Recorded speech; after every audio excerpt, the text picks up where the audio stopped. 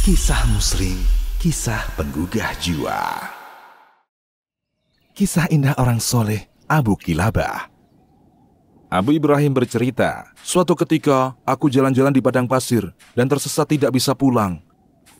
Di sana, kutemukan sebuah kemah lawas. Kuperhatikan kemah tersebut. Dan ternyata di dalamnya ada seorang tua yang duduk di atas tanah dengan sangat tenang. Ternyata orang ini kedua tangannya buntung, matanya buta, dan sebatang kara tanpa sanak saudara. Kulihat bibirnya komat-kamit mengucapkan beberapa kalimat. Aku mendekat untuk mendengar ucapannya. Ternyata ia mengulang kalimat-kalimat berikut.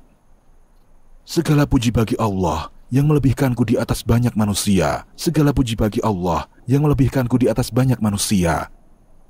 Aku heran mendengar ucapannya, lalu kuperhatikan keadaannya lebih jauh.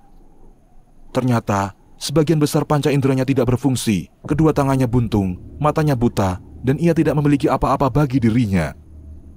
Kuperhatikan kondisinya sambil mencari, adakah ia memiliki anak yang mengurusinya? Atau istri yang menemaninya? Ternyata tak ada seorang pun. Aku beranjak mendekatinya, dan ia merasakan kehadiranku. Ia lalu bertanya, "Siapa? Siapa?" "Assalamualaikum, aku seorang yang tersesat dan mendapatkan kemah ini," jawabku. "Tapi, kamu sendiri siapa?" tanyaku. "Mengapa kau tinggal seorang diri di tempat ini? Di mana istrimu, anakmu, dan kerabatmu?" lanjutku. "Aku seorang yang sakit, semua orang meninggalkanku, dan kebanyakan keluargaku telah meninggal," jawabnya. "Namun, ku dengar kau mengulang-ulang perkataan, segala puji bagi Allah yang melebihkanku di atas kebanyakan manusia. Demi Allah, apa kelebihan yang diberikannya kepadamu, sedangkan engkau buta, fakir, buntung kedua tangannya, dan sebatang kara?" ucapku. "Aku akan menceritakannya kepadamu, tapi aku punya satu permintaan kepadamu. Maukah kamu mengabulkannya?" tanyanya. "Jawab dulu pertanyaanku, baru aku akan mengabulkan permintaanmu," kataku.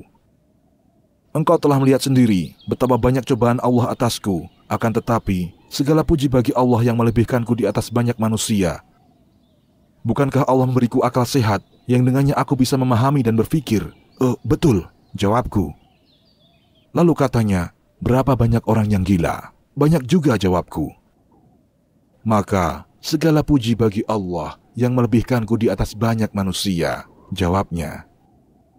"Bukankah Allah memberiku pendengaran yang dengannya aku bisa mendengar azan, memahami ucapan, dan mengetahui apa yang terjadi di sekelilingku?" tanyanya. "Iya, benar," jawabku. "Maka segala puji bagi Allah yang melebihkanku di atas orang banyak tersebut," jawabnya. "Betapa banyak orang yang tuli tak mendengar," katanya. Banyak juga," jawabku. "Maka segala puji bagi Allah yang melebihkanku di atas orang banyak tersebut," katanya. "Bukankah Allah memberiku lisan yang dengannya aku bisa berzikir dan menjelaskan keinginanku?" tanyanya. "Iya, benar," jawabku. "Lantas, berapa banyak orang yang bisu tidak bisa berbicara?" tanyanya. "Wah, banyak itu," jawabku. "Maka segala puji bagi Allah yang melebihkanku di atas orang banyak tersebut," jawabnya. "Bukankah Allah telah menjadikanku seorang muslim yang menyembahnya, mengharap pahala darinya, dan bersabar atas musibahku?" tanyanya. "Iya, benar," jawabku. Lalu katanya, "Padahal berapa banyak orang yang menyembah berhala, salib, dan sebagainya, dan mereka juga sakit. Mereka merugi di dunia dan di akhirat. Banyak sekali," jawabku. "Maka segala puji bagi Allah yang melebihkanku di atas orang banyak tersebut," katanya. Pak tua terus menyebut kenikmatan Allah atas dirinya satu persatu, dan aku semakin takjub dengan kekuatan imannya. Ia begitu mantap keyakinannya dan begitu rela terhadap pemberian Allah. Betapa banyak pesakitan selain beliau yang musibahnya tidak sampai seperempat dari musibah beliau.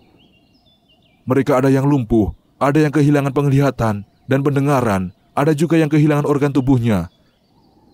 Tapi bila dibandingkan dengan orang ini, maka mereka tergolong sehat. Pun demikian, mereka meronta-ronta, mengeluh, dan menangis sejadi-jadinya. Mereka amat tidak sabar dan tipis keimanannya terhadap balasan Allah atas musibah yang menimpa mereka, padahal pahala tersebut demikian besar. Aku pun menyelami pikiranku makin jauh, hingga akhirnya Khayalanku terputus saat Pak Tua mengatakan, "Bolehkah ku sebutkan permintaanku sekarang? Maukah kamu mengabulkannya?" "Iya, apa permintaanmu?" kataku. Maka ia menundukkan kepalanya sejenak, seraya menahan tangis. Ia berkata, "Tidak ada lagi yang tersisa dari keluargaku, melainkan seorang bocah berumur 14 tahun. Dialah yang memberiku makan dan minum, serta mewudukan aku dan mengurusi segala keperluanku. Sejak tadi malam, ia keluar mencari makanan untukku dan belum kembali hingga kini. Aku tak tahu apakah ia masih hidup dan diharapkan kepulangannya, ataukah telah tiada dan kulupakan saja.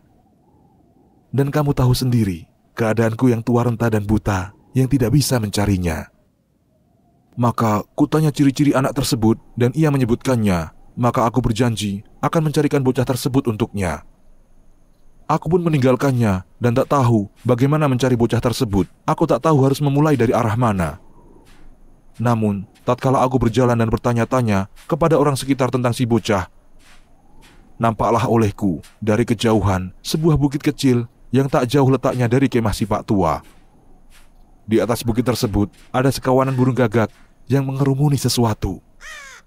Maka segeralah terbetik di benakku bahwa burung tersebut tidaklah berkerumun kecuali pada bangkai atau sisa makanan. Aku pun mendekati bukit tersebut dan mendatangi kawanan gagak tadi hingga mereka berhamburan terbang. Tatkala aku datangi lokasi tersebut, ternyata si bocah telah tewas dengan badan terpotong-potong. Rupanya, seekor serigala telah menerkamnya dan memakan sebagian dari tubuhnya, lalu meninggalkan sisanya untuk burung-burung. Aku lebih sedih memikirkan nasib Pak Tua daripada nasib si bocah. Aku pun turun dari bukit dan melangkahkan kakiku dengan berat menahan kesedihan yang mendalam. Haruskah ku tinggalkan Pak Tua menghadapi nasibnya sendirian, ataukah ku datangi dia dan ku kabarkan nasib anaknya kepadanya? Aku berjalan menuju kemah Pak Tua. Aku bingung harus mengatakan apa dan mulai dari mana. Lalu terlintaslah di benakku akan kisah Nabi Ayub alaihissalam.